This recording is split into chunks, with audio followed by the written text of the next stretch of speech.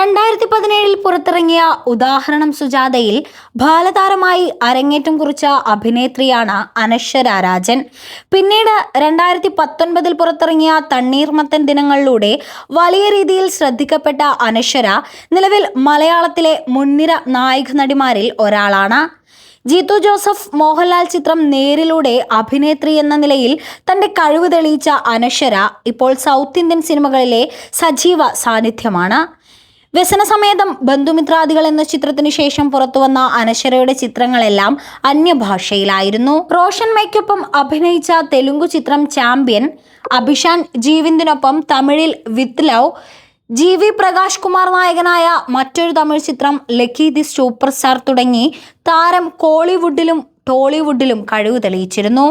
ഇപ്പോഴിതാ തെലുങ്കു സിനിമയുടെ തലതൊട്ടപ്പൻ മെഗാസ്റ്റാർ ചിരഞ്ജീവി നായകനാകുന്ന ചിത്രത്തിൽ അനശ്വരയും പ്രധാന വേഷത്തിലെത്തുന്നുണ്ടെന്ന വാർത്തയാണ് ആരാധകരുടെ ശ്രദ്ധ നേടുന്നത്.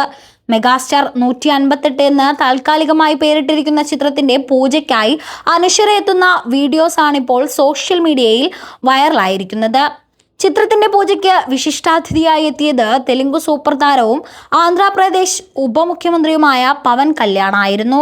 പവൻ കല്യാണും ചിരഞ്ജീവിയും ചേർന്ന് അനശ്വരയെ വേദിയിലേക്ക് സ്വീകരിക്കുന്ന വീഡിയോസും ഇത്തരത്തിൽ വളരെ ശ്രദ്ധിക്കപ്പെട്ടിട്ടുണ്ട്. കഴിഞ്ഞ വർഷം ബാലയ്യയുടെ കരിയറിലെ ഏറ്റവും വലിയ ഹിറ്റുകളിലൊന്നായ ഡാങ്കു മഹാരാജ് സമ്മാനിച്ച ബോബി കൊല്ലിയാണ് പുതിയ ചിത്രം സംവിധാനം ചെയ്യുന്നത്. തമിഴ് കന്നഡ ചിത്രങ്ങളിലൂടെ ശ്രദ്ധിക്കപ്പെട്ട ഭീമന്മാരായ KVN പ്രൊഡക്ഷൻസിന്റെ ബാനറിലാണ് ചിത്രം നിർമ്മിക്കുന്നത്.